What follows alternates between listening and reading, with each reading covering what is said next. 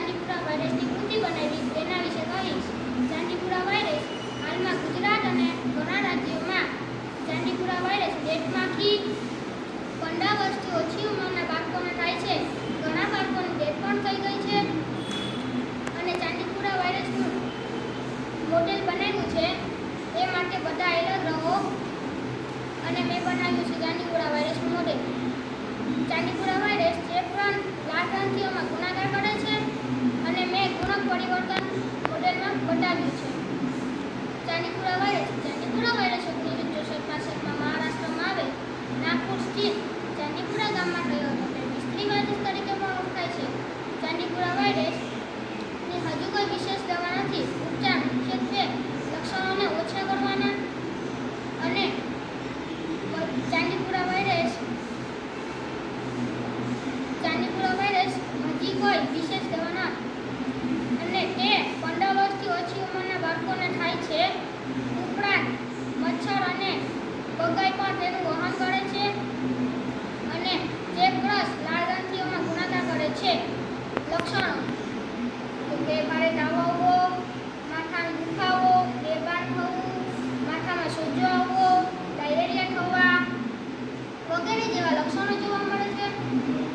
રોગથી કઈ રીતે બચી શકાય?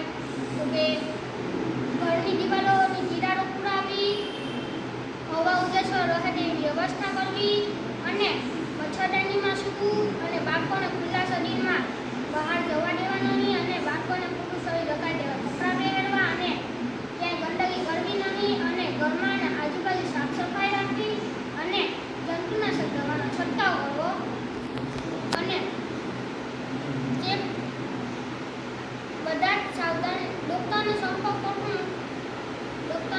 કરવું તો ડૉક્ટરની સલાહનું સંપૂર્ણ પાલન કરશું અને બધા જ સાથે મળીને વાયરસને અટકાવો અને વાયરસ અને રોગથી બચવાનો ઉપાય કરવો.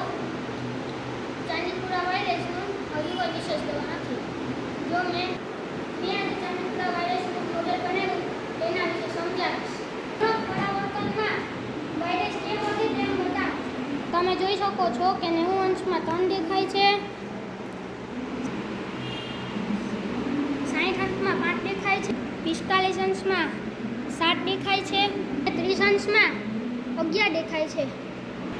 રેતી, માટી, ઘાસ, ઝાડા ત્યાં મચ્છર, માખી, વાયરસ વધુ પ્રમાણમાં જોવા મળે છે અને ઝાડામાં અટકાઈ જાય છે અને ગંદકીવાળી જગ્યામાં પણ અટકાઈ જાય છે અને ઝાડામાં અટકાઈ જાય એટલે ફેલાતો વધારે જોવા મળે છે. પેટમાંથી લાલ ગ્રંથિઓમાં ગુણાકાર કરે છે તે ગુણક પરાવર્તન મોડેલમાં દર્શાવું છું. જો તો તમે 180માં 1 દેખાય છે, 90 અંશમાં 3 દેખાય છે, 60 અંશમાં 5 દેખાય છે, 45 અંશમાં 7 દેખાય છે અને 30 અંશમાં 11 દેખાય છે. આ એક નાનો બગીચો છે. તેમાં ગંદકીવાળો છે.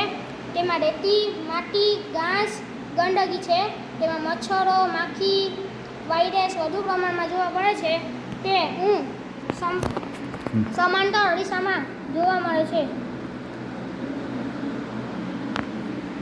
જેમ જેમ ગીચીઓ થતો જાય ત્યાં વાયરસની સંખ્યા વધુ પ્રમાણમાં જોવા મળે છે. જે મેં 2 સમાંતર અરીસા ગોઠવી અને માખી, મચ્છર અને વાયરસને વધુ પ્રમાણમાં